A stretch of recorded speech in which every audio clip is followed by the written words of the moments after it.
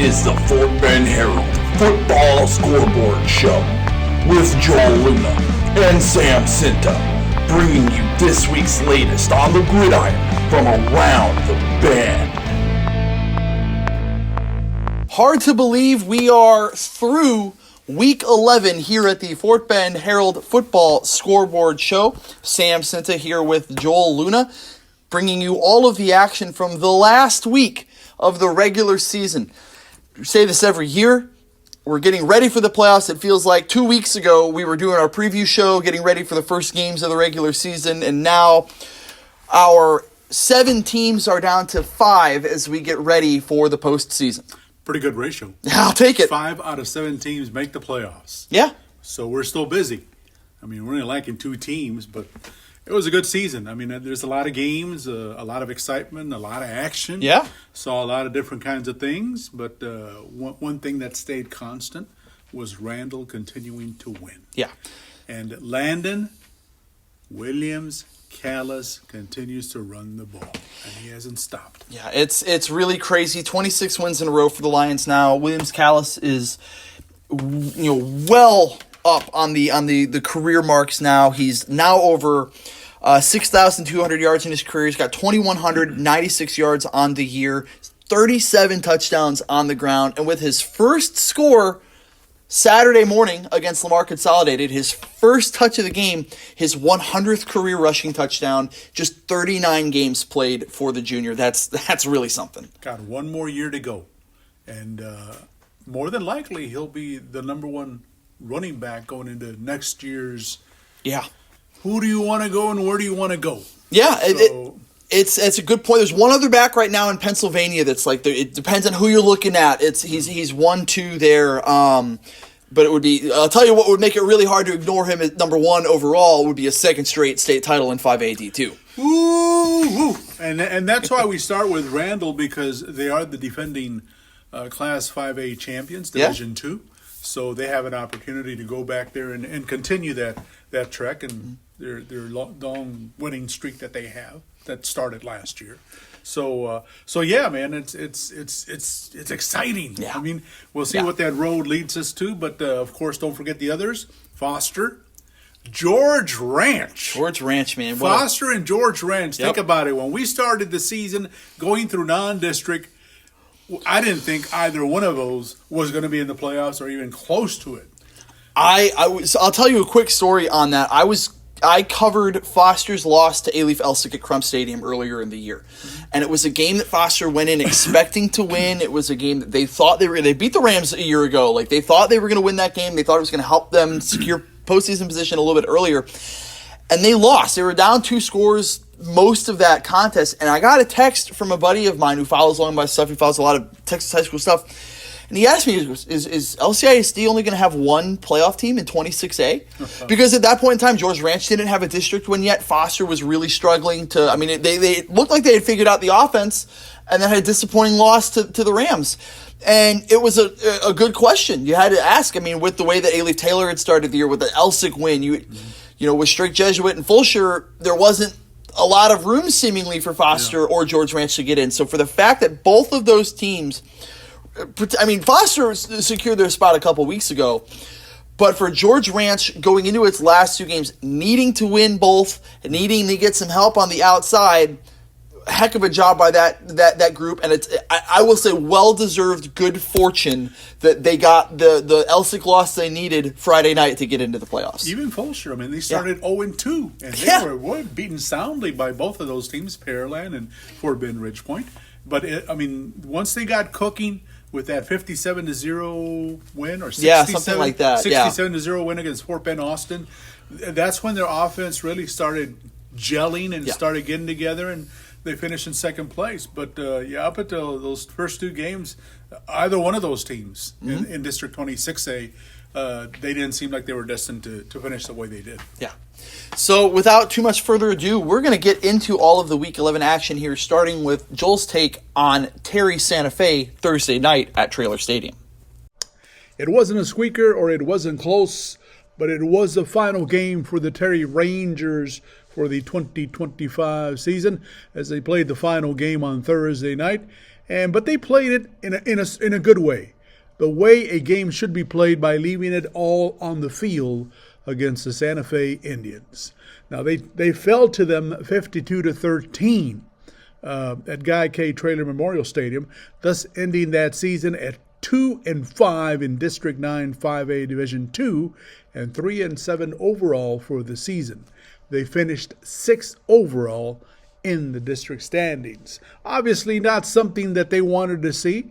They wanted to go out this season and surprise a lot of teams, but they finished the year by dropping the final 1, 2, 3, 4 games of the year, and those were the ones that cost them a playoff spot. But when you go up against talent that they went up against, it is tough. And it'll be tough for just about anybody else. Now, Santa Fe came into the contest with an opportunity to possibly get a playoff spot, but were beaten out by Texas City as they finished 5th overall. Still, by coming in with that kind of mentality with the game, the Indians went all out to finish the year on a winning note, or possibly a playoff position. In this finale, the Rangers accumulated 134 yards of offense with 3 turnovers, and on 33 carries had just 39 yards on the ground. Junior quarterback Hayden Jones finished 13 of 23 with 2 interceptions and 141 passing yards. Santa Fe had 347 total yards with 290 yards on the ground and 52 through the air. Those Indians also had 8 penalties for 83 yards. Now the game started with linebacker Cole McDermott jumping on a fumble on the first play of Terry's second drive, promptly going into the end zone 50 yards for a 7-0 score. But they didn't score again until the second period, as field goal kicker Garrett Johnson connected on a 44-yard field goal, 10-zip. 44 is pretty long for a high school player, but he got it there. With 1:09 before the half, Jackson Smith caught a 54 or 52-yard pass from Wyatt Harrison for a 17-0 halftime lead for the Indians. It was looking grim at this moment for the Rangers, and they hadn't done much in the first half, but it was enough to propel them into the second half. But senior running back Liam Blackman was the man of the hour for Santa Fe, as he went for more than 200 yards on the game in the second half, as the Rangers tried just about everything to stop him. Now, after a 73-yard run into the end zone, Blackman came back with a 1-yard plunge to make it 31-7. The Rangers squeezed in a touchdown between those two scores, and they got it with Elijah Whittle scoring on a 5-yard pass from Jones to get on second down. So at least they got on the board. Terry's other score was a 24-yard run by Brendan Stewart with 10:56 left in the game. Now, this was senior night for Terry. 24 of them will graduate at the end of the school year.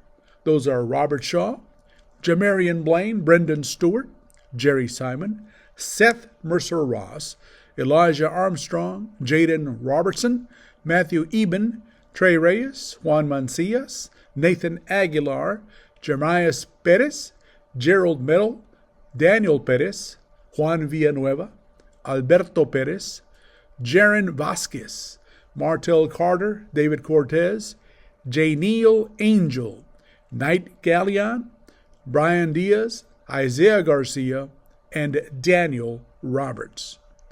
For the returning Rangers, it is time for the off-season and ready to get back to work. Looking to make your next real estate move but unsure where to start? The Ace Hernandez team at Manor Lane Southwest has you covered. The Ace Hernandez team is Fort Bend and Southwest Houston's real estate experts with 75 years of experience in guiding homeowners and home buyers alike. Contact the Ace Hernandez team at 281-762-6757 and find out more about their seller financing options today.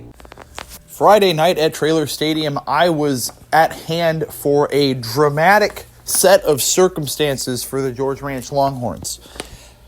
It wasn't quite win and in. It was win and keep your fingers crossed for a good result at Crump Stadium in Houston, and you make the playoffs. And, well, to start it out, the George Ranch Longhorns did exactly what they needed to do. They played a 1-8 A-Leaf Hastings team coming in. The defense shut the Bears down, caught a couple breaks along the way. But at the end of the night, it's a 31-0 win over the Bears. A second straight win in a do-or-die circumstance for the Longhorns, and that coupled with a 34-14 win for A-Leaf Taylor over the Rams of A-Leaf Elsick. The Longhorns are going to the bi-district round against Katy Thursday night at Legacy Stadium. That's a heck of a win for George Ranch. That is a heck of a performance from this coaching staff. Look, I was at Crump Stadium for the Lions and the Longhorns last week, Halloween night. Let me tell you, that was a tenuous win. Of course, the Longhorns had to have a stop at the 2-yard line to keep the Lions from scoring in the final minute, which would have given them the lead and a possible, dare I say, likely win that would have eliminated the Longhorns from the playoffs. Instead, the Horns get the stop. They set up a Week 11 matchup with the Bears that meant everything to the program, and they come out and won. Luke Diamond, 2 interceptions, including one he brought almost all the way into the end zone for a pick six. He was brought down at the 3-yard line. Another one, a big one, to start the fourth quarter, an interception in the end zone to stop a Hastings drive. Tony Morrison had a strong contest throwing the ball. He was 15 of 22, 228 yards, 4 total touchdowns. Hayden Drinkard had a score, went over 100 all-purpose yards. All around, just a good win for George Ranch. And you talked to Casey about after the game. He talked about something that this group has been working on all year long, mental toughness, mental readiness in these clutch moments when you need to step up, you need to have a play. Look, we all know what's coming with the Katy Tigers Thursday night. We know the tradition in that program. We know the heritage. We know the talent on that sideline, the coaching acumen that they're going to be going up against. This is a George Ranch team that has effectively already played and won 2 playoff games. They have. They have stared into the abyss 2 weeks in a row and come out on top. I'm not saying that's everything, but it's not nothing. A big win for the Horns, and as you're going to hear Casey talk about it a little bit, that mental toughness is not by accident. This is something that this coaching staff has intentionally brought to the table for the team and for the program so that they could be ready for these exact moments. That's one, again, the mental training we've been doing all season long, preparing our kids for those situations, the adversity and how to overcome things, and that's stuff we've worked on all season long. And it's great to see it finally pay off again in our last game of the season. It was nice to see the bend don't break defensively, too, right? That's what it felt like. I mean, it's a dynamic quarterback they've got with Lee, can run the ball, throw the ball. What adjustments were you guys able to make in drive to be able to kind of, like you said, give some of that yards but not give up points? Really, Coach Justice made a couple adjustments with the coverages we were running, and again, allowing our kids to play fast. That's the biggest thing is again, our kids now are veteran kids, second year in the system. They feel comfortable making changes, and the coaches feel comfortable making changes. In need of professional care with a personal touch? Physical Therapy Care and Aquatic Rehab of Fort Bend can get you back to work, life, and play free from pain. With locations in Richmond and the Fulshire Katy area, Physical Therapy Care and Aquatic Rehab of Fort Bend offers orthopedics, sports medicine, vertigo and balance rehab, and post-surgical rehab, and more. Call today at 281-344-8900 and find out how Physical Therapy Care and Aquatic Rehab of Fort Bend can listen, educate, and return you to functional independence. Foster Falcons are getting ready to play Katy Jordan in the bi-district round of the playoffs for a second year in a row. And it's probably a good thing the Falcons didn't need anything out of their result Friday night at Clay Stadium against Straight Jesuit to set anything up for the postseason. They ran into an absolute monster in senior Houston commit and running back Johnny Hebert, of course, last year's state rushing champion. Well over 3,000 yards again this year. Hebert was a bear in the contest. 391 yards, 28 touches, and 4 scores. Now give Foster a lot of credit. That game was tight at halftime. Straight pulled away in the second half for a 38-22 win to close out the regular season with a perfect run through District 26A and that sole possession of the district championship. But this was a 21-14 game at halftime. Foster's a team that doesn't necessarily have a ton of margin for error offensively. I think they found a little something in quarterback Cannon Wolf, who can move the ball at times, and the ground game, when they can get some of that stretch, some of that counter going around the edges and get a push up front. They've got some bruisers that can fight for yards after contact. But when you're playing a team like Straight Jesuit and you're playing catch-up the whole game and you're trying to stop a guy that you know you have to stop. I mean, Straight Jesuit just is going to go to Johnny Hebert all the time. And you still can't stop him. It means you have to play a perfect game offensively to keep up with that. And clearly they weren't able to do that this time around. But now, as I said, the all-important postseason starts for Foster Friday night at Traylor Stadium against Katy Jordan, a team with a dubious win. We talk about it a little later in the podcast too. A dubious win, a dubious Andrew Marsh touchdown that probably wasn't, that gave the Warriors a win. Or I should say, let me amend that statement, that helped the Warriors to win. There were other opportunities throughout the course of the game, of course. But the Falcons' attention's on the postseason, as it should be after they clinched the playoffs a couple weeks ago. A loss to a team that's going to be 6A D1, different bracket in the tournament.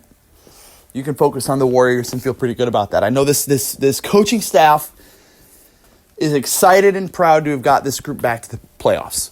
2 years in 6A, of course, we expect Foster to drop down to 5A D1 next year. So the 2 years that the Falcons were 6A, they made the playoffs. It's a heck of a job by Coach Shane Hanks and his group. So a lot to be proud of for Foster already. But boy, you surprise the Warriors at home. You win that coin flip to get that home game. You surprise them there. You're going to have a lot more to be proud of for the black and gold. So the Falcons, as we said, 7 o'clock, Guy K. Traylor Memorial Stadium Friday night against Katy Jordan. Should be a good one, and hopefully not the end of the road for the Falcons. In need of a partner to help you reach your financial goals? Houston Federal Credit Union is your local credit union. With checking accounts, savings accounts, auto loans, mortgage loans, business loans, and credit cards, Houston Federal Credit Union can help you achieve all of your financial dreams. Find out more information at houstonfcu.org to apply online for a loan or membership, and find out more information about how they can help you get where you want to go.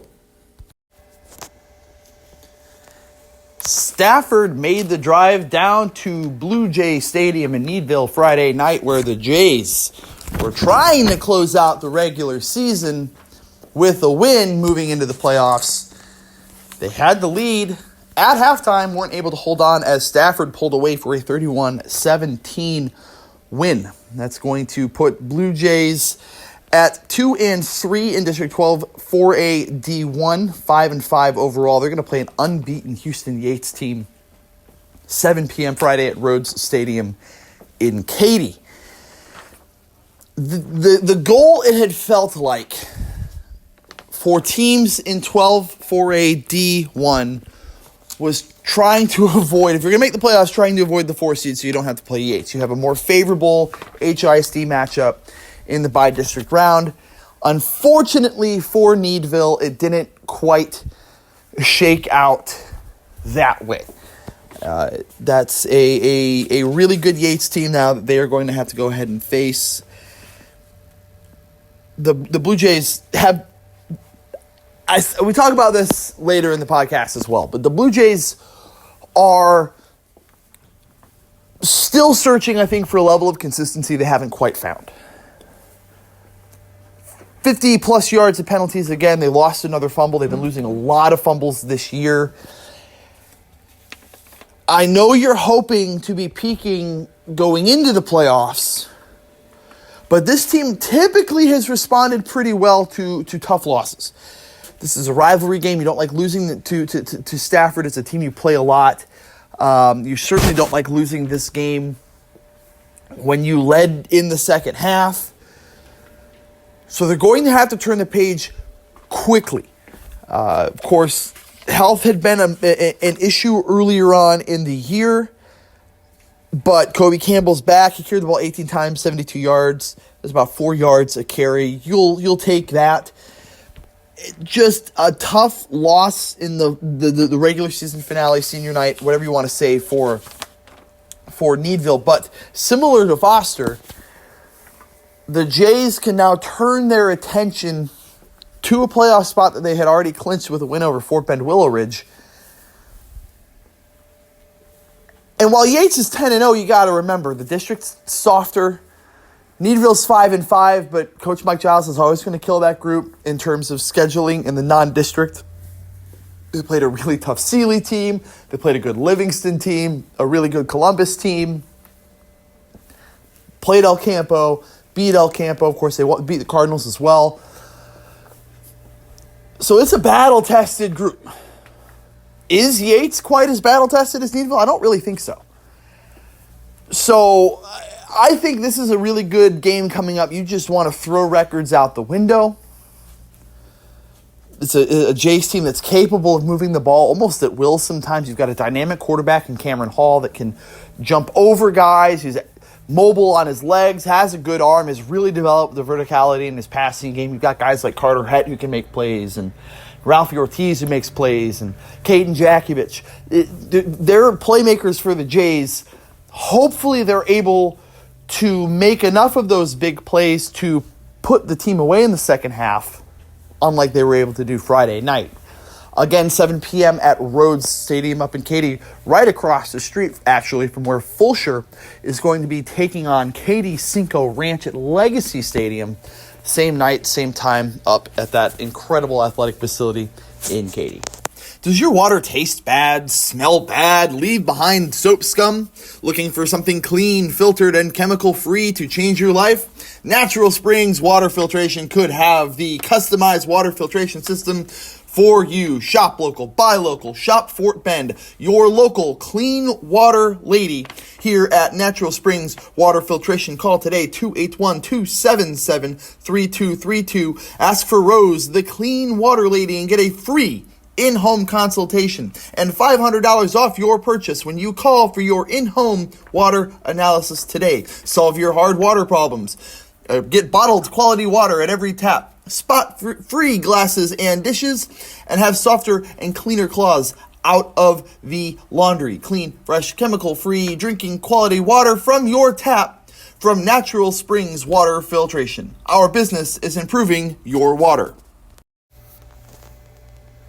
Saturday morning, I came back to Traylor Stadium for the last regular season game I would be watching in person for the 2025 season. Lamar consolidated against the 9-0, now 10-0, defending state champion Randle Lions.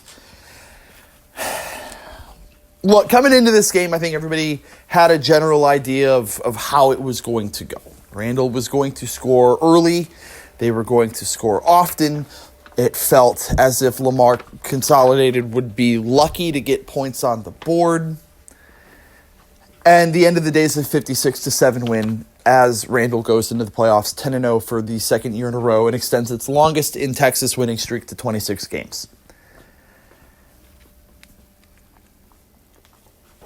Let's talk about the Mustangs first. It was not at all the same kind of disastrous outing that last year's season finale against Randle was. I remember talking with then head coach Kaya Johnson, who's now leading the Tomas Gators, after that game, and he told me he had guys coming up to him in the locker room, players coming up to him in the locker room saying, "Man, we got to get in the weight room, coach. We're getting pushed around. We gotta get in the weight room." Which I kind of got a kick out of. I thought that was funny. I thought it was just a real positive way for those kids to look at that situation. Showed a lot of personality, and I just really loved that particular quote. In talking with first-year head coach Chris Lane after this one Saturday, he wasn't discouraged at all. I mean, he knew, look, you can't really take a lot out of a game against the reigning state champs who are undefeated and are trying to win a second championship in a row, and we're not even looking into the playoffs. But in year one, he's really, really encouraged by what he has seen. He knew it was going to be a process coming in. He said, look, I wasn't here. I can't tell you what the day-to-day was like, but I know what it was like when I walked in the door. And I know what we're trying to build here, and we're taking our first steps. And now he's got a full off season, a full year to really start implementing a lot of the way he wants to be doing things. And as I said, in talking to Coach Lane, he was encouraged, excited about the future of the program at the Blue Track. Well, like I said, it's hard when you're looking at the end of the season and you got a team like that that's the state champs and we're not playing for the playoffs, so it's trying to get the guys up. So all we did was make it about the seniors and about leadership, because that's something we're trying to build in this program. So we wanted those seniors to kind of take us out and lead the way and really show those underclassmen kind of, what the expectation is and how we get back to this point next year where we have more success. And so we leaned on the seniors. It's tough to take away a lot from a game like this. It's so lopsided. But we really wanted to see our kids come out and fight and compete for 4 quarters. And I felt like we did that, to the best of our ability. So all season's next. So we're ready for that. How far did this group come over the course of this year? Oh, man, a long way. A long way. I said I wasn't here, obviously, to see how it was in the past, but I know what I inherited when I got here, and I know that there was a change needed, and we only had 7 months to get it done. I mean, we hit the ground running. All we had really was summer and SSI time. That was it. And for what we've been able to do and accomplish, I'm really proud. Like I said, we're headed in the right direction. We still got a long way to go. Yeah. There's still a lot of things we got to change with the culture and the mindset and that type of stuff, but that's why I'm excited about the offseason, because now we really get to get in and build our program from the ground up like we want to. So that's kind of where we're at now. Quarterback Edgar Garcia finished 6 of 13 for 75 yards and the pick 6 that was thrown to Jael Bernard immediately after the Mustangs earned an interception in the game, picking off Tyler Scribanic. It's kind of funny. It was immediately one play after Jack Coates picked off the senior quarterback for the Lions that the Lions got some pressure. Bernard got the interception, returned it for a score at the time. Garcia was also one of only 2 Mustangs that had positive rushing yards in the game. He had 13 carries for 15 yards. Junior Andrew De Los Santos carried the ball 1 time for 8 yards. Isaiah Cobbins led the team with 56 receiving yards. It's really about all the highlights you can say out of the stat sheet. So a lot of work for the Mustangs to get to the point where they can compete with programs like Randle, like Iowa Colony, like Fort Bend Marshall, like Texas City. We expect them to be 5A D2 again next season. But again, the coaching staff is encouraged, is excited. Coach Lane, you can hear, you can see, he thinks they're moving in the right direction. And for Randle, it's a program that has moved in the right direction, a program that had, you could say, started in the right direction.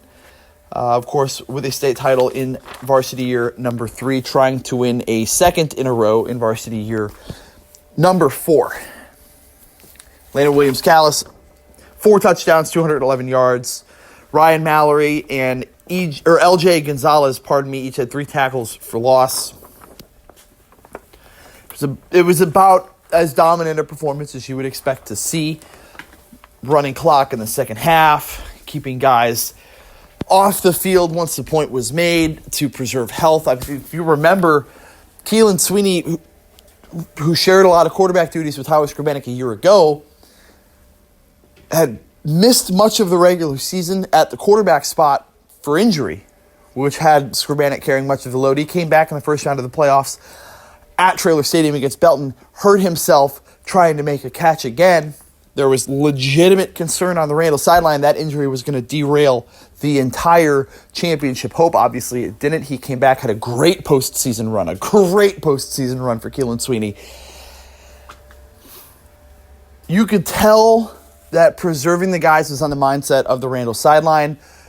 Landon Williams-Callis had one drive in the second half. He didn't see the field anymore. They brought in Brady Bratcher for Tyler Scoreboard. They worked in some other guys.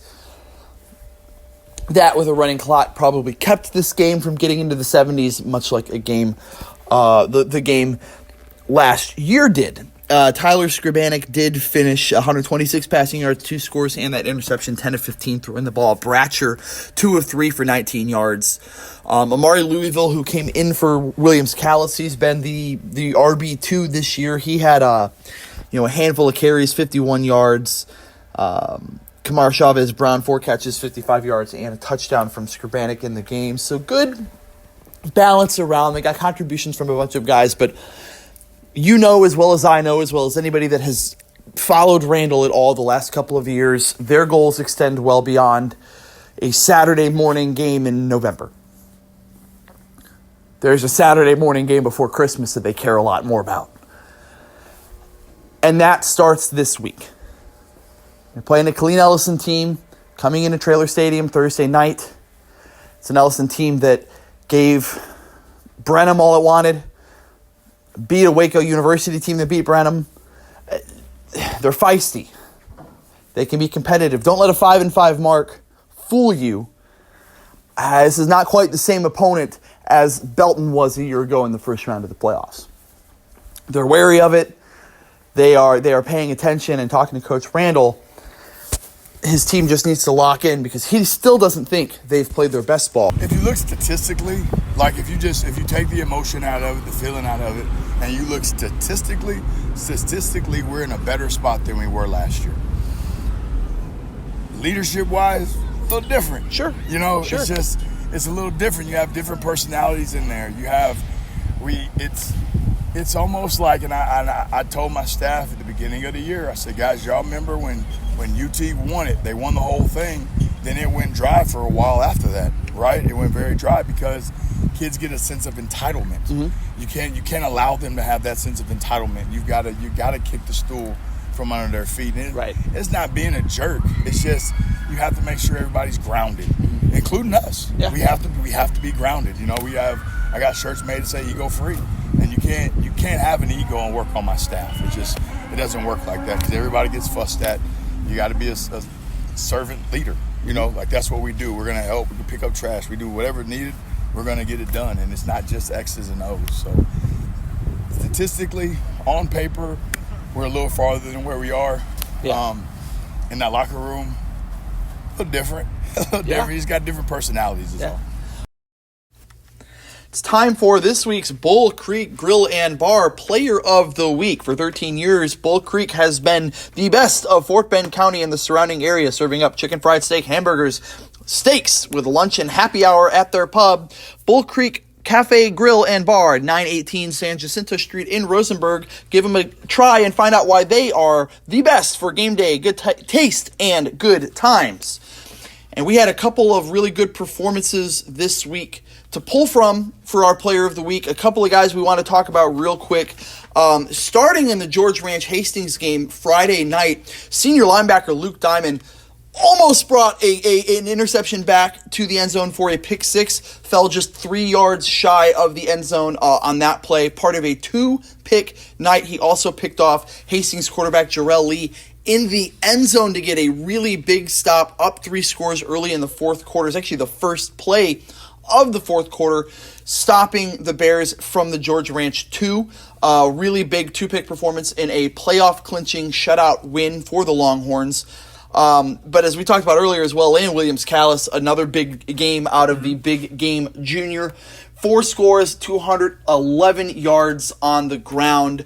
Really, really solid performances out of those two. On the George Ranch linebacker, did they catch him from behind? Or Yeah, it's sort of, he was trying to make a move laterally and had a couple guys behind and a guy in front of him get to him. He had a shot, the blocking never developed in front of him. I think, honestly, getting to the 3 was about as close as he was going to get it, just based on where they were on the field and all of that. It was about a 20-some-odd, 22, 23-yard return at that point. He's a linebacker. He's a linebacker. Linebacker with linebacker feet, linebacker arms. Yeah. And all of that. Plus, for him to make it to the 3-yard line, that's good. And I'll tell you, the second pick that he had, he caught it in the end zone and took hits from really 2 different sides on his way down. I didn't actually think he held on to the ball until he jumped up and is running back to the sideline, throwing the ball up in the air.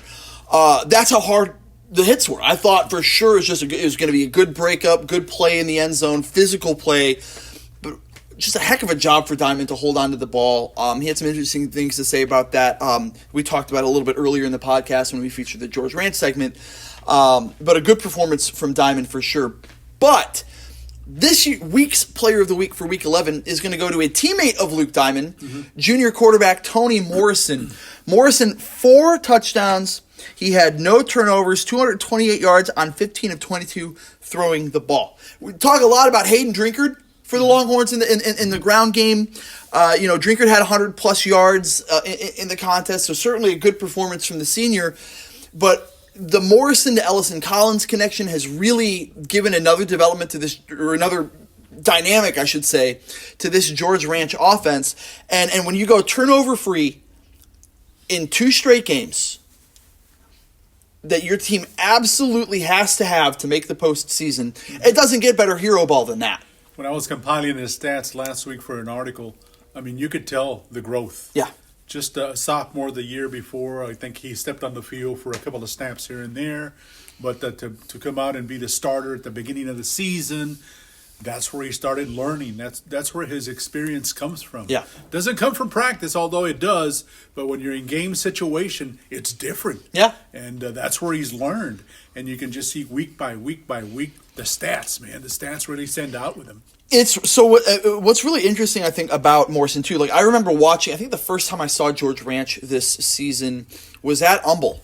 They were playing at Turner Stadium against Humble, and it was a really rough start. They trailed 28-0 early in that game. Ended up being 28-14, so they got a couple scores back, but it was just a rough start on really all fronts. And it felt every single time that Morrison dropped back and didn't have somebody open on the first read, the play was dead. Play was dead in the water. They didn't have any separation in the secondary. He wasn't getting the protection he needed to keep the play alive long enough to get somebody open. So if he got to that second read, to that third read, again, this is a vibes kind of a thing, but it just felt like the play was dead. They weren't delivering the ball to the right spot, and that's not on Morrison. That's on 100 different factors on each and every play. Right.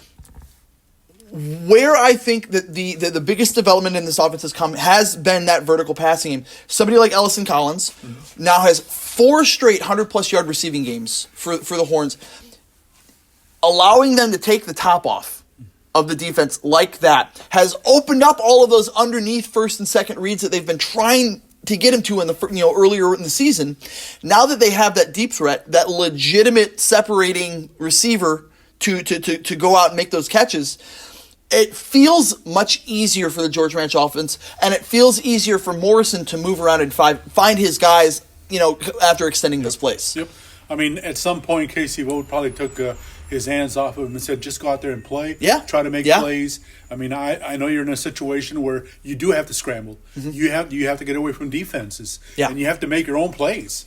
And obviously he's done that. He's found those receivers at some point. Yeah. It's taken him a while, but hey, he's gotten there. Mm-hmm. So a big congratulations to all 3 of those players singled out, but certainly to Morrison and the Longhorns getting back into the playoffs after an absence a season ago. So big round of applause there to Morrison, and we hope that they can keep it going in the bi-district round against Katy. And also to Casey Vogt. Yeah, big time. Here's a guy who's from out of state, not a Texas guy. I mean, I think he's coached in the state somewhere, but it wasn't even high school. It's college. Yeah. So he wasn't used to the high school game, and, to take over a program obviously was tough for him because he didn't know all the rules in a lot of ways. And it's tough, man. You got to learn a lot. Besides the game that there's a lot that goes to it when you're the head coach. And something that Coach Vaught has talked about the last couple of weeks, I think it's interesting because of how the last 2 weeks shook out. From the beginning of the year, George Ranch and the coaching staff have really been intentional about focusing on the mental side of the game, making sure they're mentally strong, end-of-game moments, big plays, not letting their unforced mistakes hurt them in those moments. They just need to be calm and ready. He talked about it after a thrilling win over Taylor. They made that goal line stand at the 2-yard line. A score there kills their season. They stood up, made the plays, kept their season alive. Now they're in the playoffs because of it. He talked after that game about what they did in terms of mental toughness and making sure that they're ready for those moments. He talked about it again Friday night after this win. You see it pay off, right? You see, and really I think we may even see this extend a little bit, hopefully, against the Tigers of Katy, on Thursday, where these guys have been in playoff mode already. Right, the last 2 weeks have been playoff games effectively for George Ranch. You lose and you're done for the most part. So now that they're already in that mindset, it might be a little bit easier to carry that forward. I think when you get beat the way they've gotten beat and the mistakes that they've made along the way, it can turn any team off for the whole season. But you're right, they've hung in there, but it's because of the coaching staff, the head coach, the way they keep just talking to these kids, tell them it's early, we can still do something, and they did. Yeah, and they did, and another big part of that too, a lot of mistakes they made against Taylor, certainly special teams. They had a lot of special teams mistakes. Muffed punts, fortunately that were recovered by their teammates, but you know how a muffed punt goes, it bounces any which way, right? They had a couple of those. They had a couple plays where a return man on kickoffs would try to play a ball he should have just let go into the end zone and then drop the ball, and then he's forced to try and make a return and gets tackled at the 5 as opposed to the ball going out for a touchback. Those were it felt like every single special teams play a week ago. Clean on special teams last week, all the way through. That's coaching. It's 100%. You know what happens on onside kicks? What does the kid want to do? Wants to pick the ball up. Yep. Dude, just drop on it, lay on it, and go from there. Yeah. So a heck of a job from this coaching staff week to week to week, just improving, fixing the mistakes, and they're in the playoffs because of it. So, again, a big congrats to all three of those guys, certainly to George Ranch and their trek in the 6A D2 playoffs, and of course to Landon in the Lions in 5A D2, hoping they can repeat as well. Imagine Morrison with an off season that he's going to go through as the starting quarterback, and just with that mindset already. And what he's learned this season. We'll see. It looks like George Ranch is going to be 5A D2 next, 5A D1 next season. It appears just based on numbers. So Morrison to Collins could be perhaps the premier wide receiver quarterback combo in whichever district they end up in. We'll have to see. But that's a good grouping right there. It's a good look. The Week 11 Scoreboard brought to you by Creekside Christian Fellowship, introducing the unchurched to Christ and having a significant impact on the Needville community with weekly service times at 7 p.m. on Thursdays and Sundays at 9:30 and 11 a.m. Find out about their available children's ministry for all services. Call today at 832-595-7676 or pay them a visit at 16628 Highway 36 in Needville, Creekside Christian Fellowship.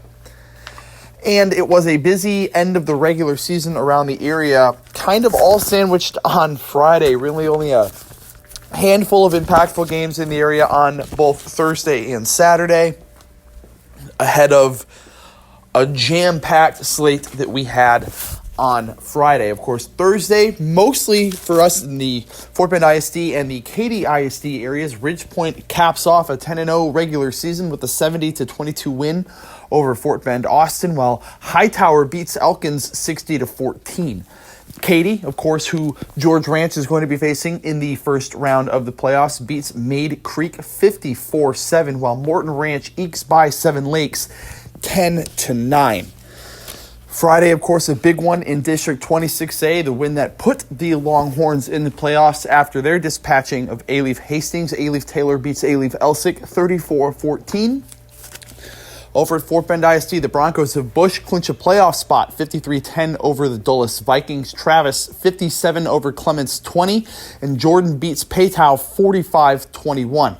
Just across the street, Tompkins puts a whooping on Katy Taylor, 52-12. Friendswood 48-6 over Fort Bend Kempner.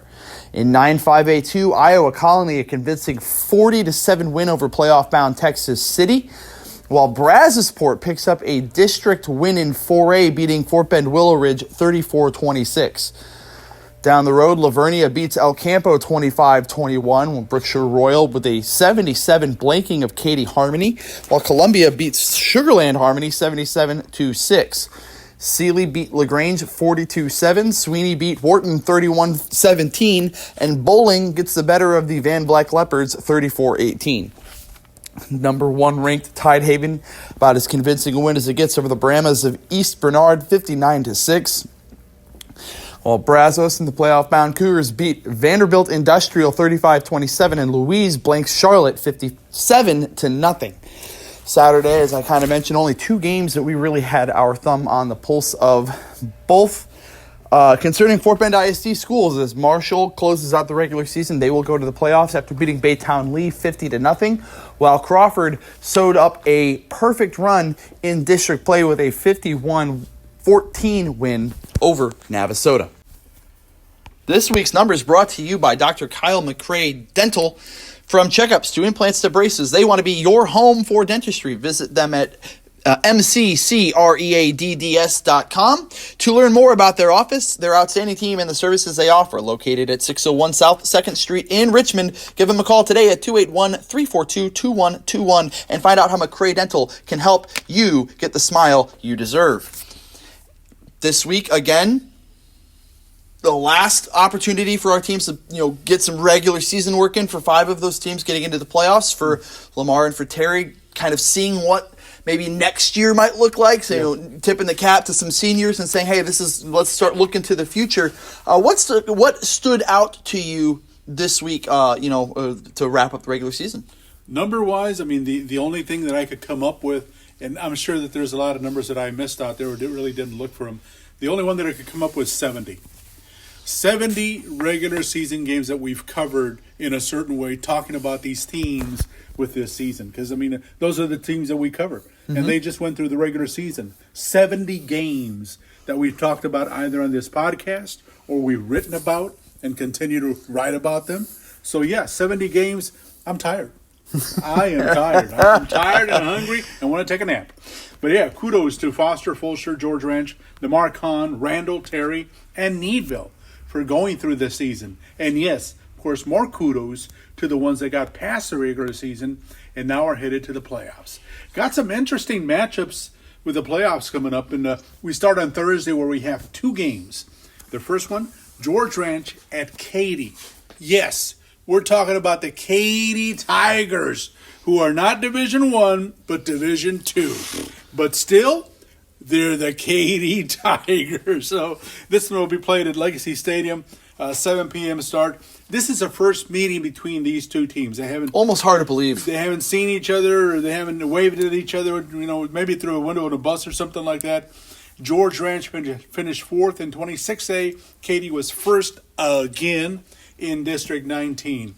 I don't want to say that it could be a long night for George Ranch, but with the way that they've been winning, the way they got into the playoffs, nothing to lose but go out there and play football. Yeah, it's free, open. It's almost one of those things. I remember back when the Cubs won the World Series in 2016. They fell down 3-1 in the World Series, and there was an article that was posted that night. They're on the verge of elimination. It would be probably the most heartbreaking, devastating sports moment in Chicago sports history had the Cubs lost that World Series.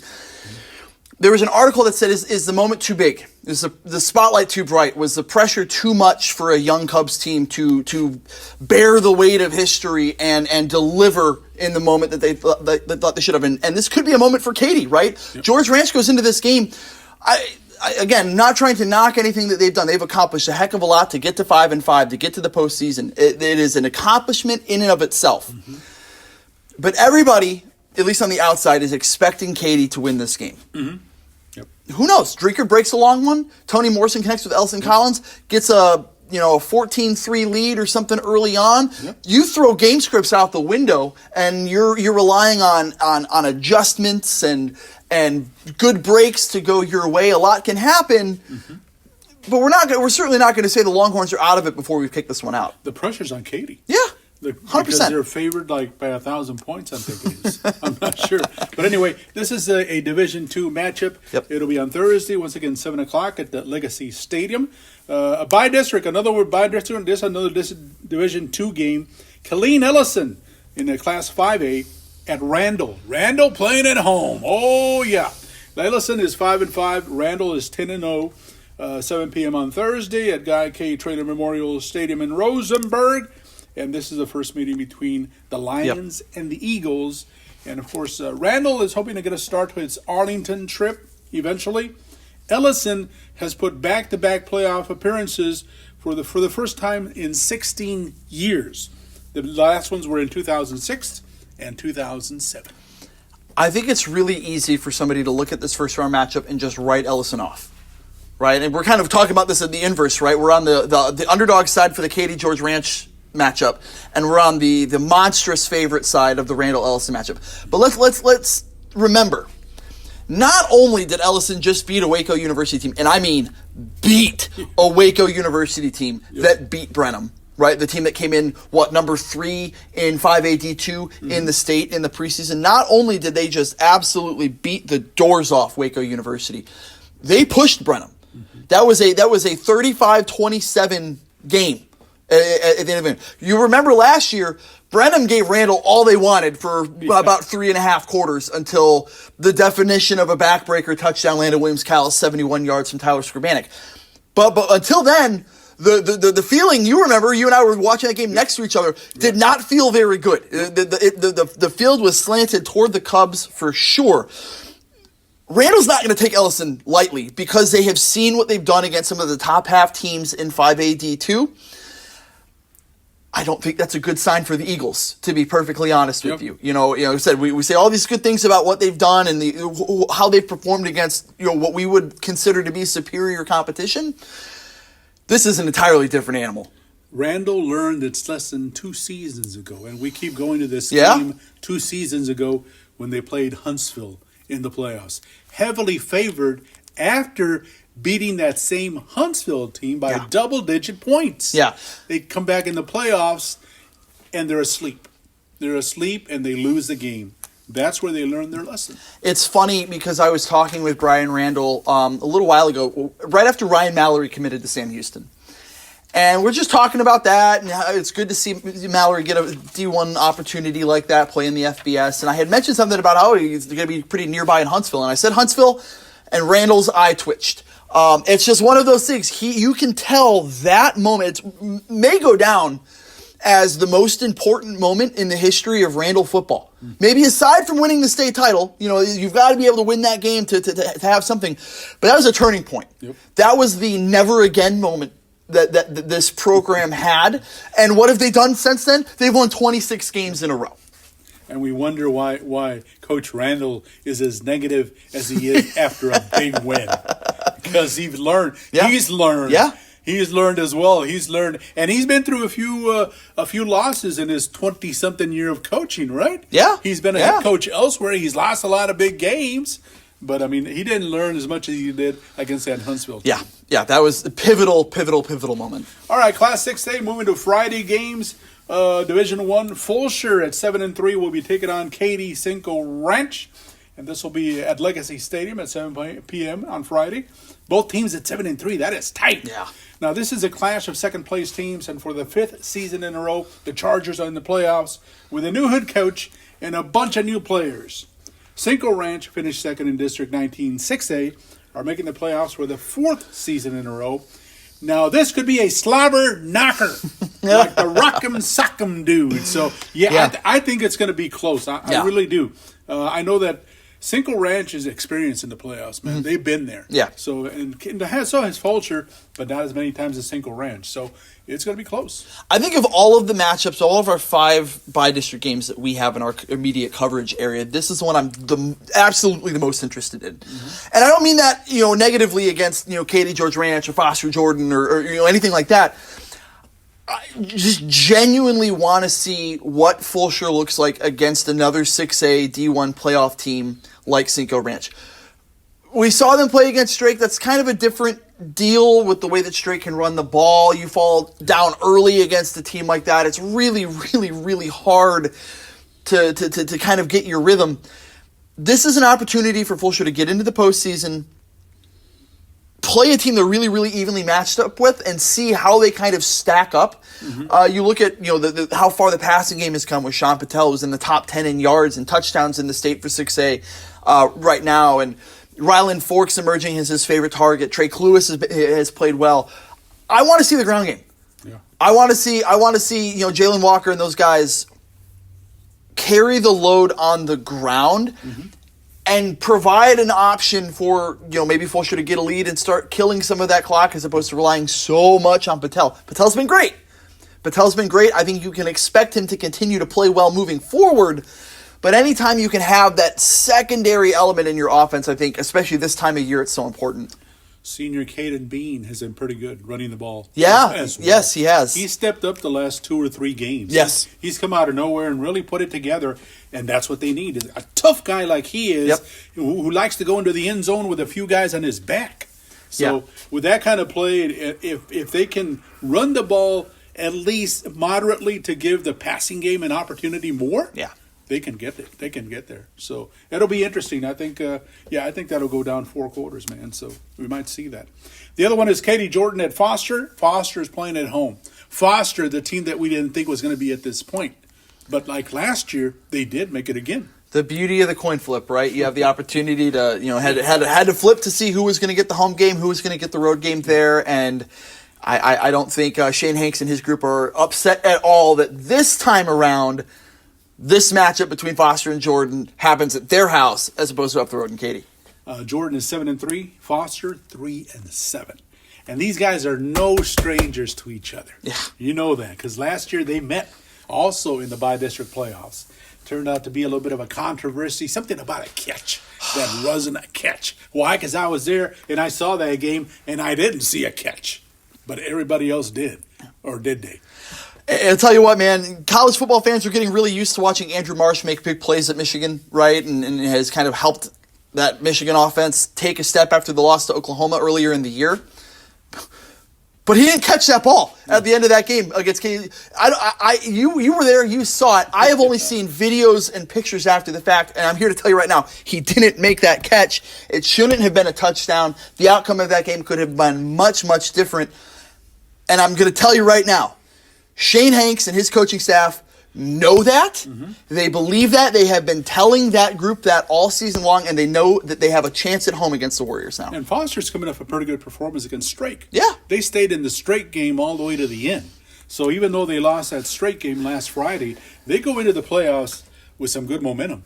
Yeah. Momentum enough to say, hey, we can beat this team because we almost beat them last year, and last year they were favored by a lot of points as well. Yep. So it could be a round 2 for Foster. Oh my goodness! All right, the last game also on a Friday night, Division I Class 4A, Needville 5-5 taking on Houston Yates 10-0, 7 p.m. and that'll be at Road Stadium. Boy, we are going to be in Katy all week. It's a lot of trips up that way. Fortunately, there's some good eats, not too far from the stadiums for sure.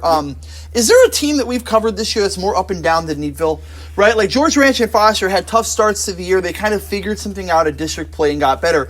It feels like Needville would have a really, really good win and then a tough loss and a great win and a tough loss and a good win and a good win and a couple tough losses. And it's just been waiting for this group to find a level of consistency that we haven't seen yet, right? Especially in the non-district season where they played those very good teams and they beat a majority of them. Yeah, right? we didn't expect them to beat Columbus. Right. They did. We thought El Campo was going to be a tough game. It was, but they won. They lost that game to Sealy. You think they have a chance to beat Navasota again? They lose to Navasota. It's just up and down. And granted, a lot of that is just Mike Giles is always going to give Needville a tough schedule. Yep. He's always going to do that. That's he talks about it all the time. But right now is when you want your team to be playing its best ball, and to have only scored 3 points in the second half last week to Stafford. I mean, that's a tough assignment. Also, it tells you how tough their district was. Yeah. I mean, with Crawford in there, Stafford, Minnesota. I mean, those are the three teams that they lost to. Yeah. You know, and they got beat soundly by Crawford. With Stafford, they blew the first half lead. I mean, they should have had that one. And Mr. Campbell was playing as well. So yeah, Kobe not Campbell. Sure what happened. But Navasota, I mean, they surprised them a little bit. So this is the third meeting between Yates and Needville. The last one happening in 2023. Another by-district contest with the Blue Jays taking care of business with a 49-14 win. So Yates won the first meeting in 2020, 20-14. Tigers they come out first a lot in Houston HISD programs. They're always first in their district, but I would still give it to Needville.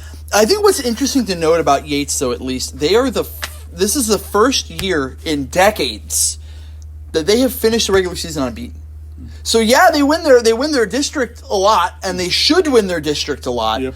But the fact that they got through their non-district slate unscathed as well says a lot about it. In talking about the 4A playoffs and talking about 12-4A D1 particularly, we kind of figured at a certain point in the non-district slate that Needville should be one of the 4 playoff teams coming out of that league.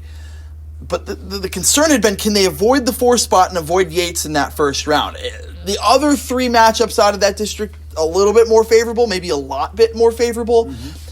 And I agree with you. I still am kind of leaning toward Needville because of how brutal their schedule has been. They are battle-tested. They have been there, done that, seen that. Yep. In terms of seeing state-ranked opponents. I want to lean Needville in that respect. But 10-0 is 10-0 at the end of the regular season. I think, 19 teams right now are 10-0 through the regular season? Yep. Randle being one of them. Randle being one of them, you know. So you've got to give a lot of credit to that accomplishment. It's not easy to go undefeated. It's not easy to go undefeated. So you've got to tip your cap. But battle-tested's battle-tested. Yep. So that one, again, that and the Fulcher-Cinco Ranch game really, really stand out to me as anything could go. I'll let you know what happens. I'm going to be there. Yes, sir. Be there at Rhodes Stadium. And you get to check out Legacy before me as well. You get to go there Thursday night. You're going on Friday. I'm gonna see it on Friday as well. Hey, man, excited. Every time I've been to Katy, it's been at Rhodes Stadium. I've been up there a few times, and it's just the way she shook out, right? I was up there for Foster Seven Lakes earlier in the year. Foster was still looking for their first points of the season, even after that game, which was the second game of the year. So it's been a minute. Have not been to Legacy yet. Really excited. Have heard absolutely nothing but incredible things about that venue. Take your. I've seen this cartoon when I was growing up as a kid, and this guy had these binoculars they could stay way out long. Take those binoculars with you because you're going to need them if you want to take a gander at this game right here from your point of view. So, it's interesting. No, it is interesting. And again, really excited to get into that, first week of the playoffs, just kind of see how it all shakes out and see who we're still talking about, next week when we gather for this. So yeah, really excited to get the action done. Really cool stuff. Before we finish, what do you think? How many are going to make it out of 5? So if I will take Randle, and I'm going to go ahead and take Fulcher and Needville. I do think that. I think again, Jordan Foster will be closer than a lot of people think it is. Yeah. And I'll say this: George Ranch is still in the game in the second half against Katy. Wow. What in the game looks like? Is it only a couple scores down, get the ball to start it? Who knows? It's a team that's really excited to make the playoffs, but it doesn't feel like they're just happy to be there. They want to prove something. They want to prove that the steps they've taken are real. What better chance to do that than against the Katy Tigers? I think George Ranch and Foster need good starts. Yes. They need good starts. Yep. They can't fool around. They can't make those really silly mistakes early on in the game because it's going to hurt them throughout the game. Mm-hmm. So they need to have good starts, and if they do, then they might have a chance. Who are you taking? I'm taking the same 3 that you took. Because I was thinking the same thing. Yeah. If there's somebody that's going to pull out of these games, those 3 are it. Yeah. So. And another note, too, real quick here. As we saw the playoff brackets kind of trickle in this weekend and we saw the matchups come up, I want to note this about Randle's postseason. Brenham and Iowa Colony, if they go as expected, will have to play each other before Randle. Okay. Last year, Randle had to beat Brenham to play Iowa Colony to go to the state semifinal. This year, if all things go expected, they only have to play one of those 2. It's a big development for the Lions. Wow. That is big, so. But we can still get lost from Waco over here, so. If you trust me, I'm going to be using a couple different forms of GPS for that drive next time around. You better believe it.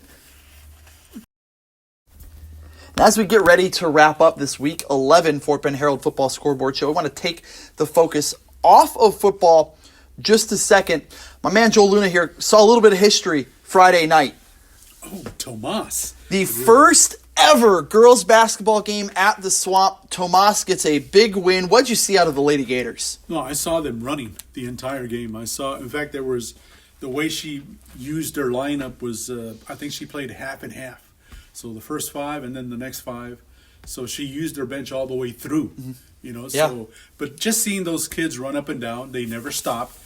And poor Houston Heights, I mean, they didn't have a chance from the opening tip because they just took off and they never stopped. I mean, 71-16. Yeah, that's putting some good points on there for a team they haven't played together like that before. Yeah. They come together and do the things that they did. You can see them settling in as the game continues because, they're getting used to each other and things like that. So, yeah, it's going to be an interesting season for Tomas Lady Gators in District 22 5A. Christina Jamerson is clearly really excited to coach this group. You see it on her social media posts about leading into the season and all the work that's been going into it. Of course, the assistant campus athletic coordinator there, at Tomas. I was really interested in how this game was going to go. It felt like there's a lot of talent at Tomas right away. It doesn't happen a lot when you're first opening up a school, but I mean, the newcomer of the year last year in 26A, right? Amazing Omalola from Foster has moved to Tomas with the school opening and redrawing of district lines and all of that stuff. She played a big role in the win. From a newspaper editor standpoint, I'm probably going to care way more about this little tidbit than anybody of you listening, but you're just going to be captive audience here for a second. A lot of times when a program picks up its first win, we want to say, oh, they won their first game. They won their first game, right? But unless it was actually the first game that they ever played, that's not really true. You can say they earned their first win or whatever, but if they didn't win their first game that they played, they didn't win their first game. Right. We actually got to say they won their first game. Yep. It's cool. It's not just cool to be able to go there and go to the first games. We've now been to the first volleyball game that was ever played, at Tomas High School. We've been to the first girls basketball game that was ever played at Tomas High School. We've been to the first Tomas football game ever played at Traylor Stadium. Yep. Even if it was just JV, they played Rich Point there a couple weeks ago. It's always cool to see a first. It's always cool to see a little bit of history, and for them to get off on the right foot, actually winning their first game, it's just really cool. Really happy to see that, and Fulsher made a run to the state semifinal not too long after the school opened. Randle made a run to the state semifinal not too long after the school opened. There's a lot of talent up the road at Tomas. Yep. Fingers crossed the Lady Gators can do something pretty special. Those 2 girls are only sophomores. That's amazing. I'm going to call her Amazing. I won't even use the last name. Amazing, and of course, Howard, the other one. Yeah, Alana Howard. Yeah. I mean, they're talented. There's talent there, but and the way the coach used them, I just thought, you got to have depth. So, there's injuries during the season. So I think it was a well-played game, and they did what they needed to do. And of course, we here at the Herald are hoping it is a little while before we really turn all of our full focus to the hardwood and to winter sports and all of that stuff. But for the moment, still cool to shout out the Tomas Lady Gators and what they were able to do. So that is going to do it for us here on the Week 11 Football Herald, or Fort Bend Herald Football Scoreboard Show. Geez, a lot of F's there. I'm Sam Cinta. For Joel Luna, I want to thank you guys for tuning in. Please make sure to like, comment, and subscribe. Give us your postseason picks. We want to know who is going to win. What you think this contest is going to shake out to, or these contests are going to shake out to look like, and who's going to be alive going into the area round and beyond. So again, thank you guys for tuning in. We're excited to bring you all of the by-district playoff action next week.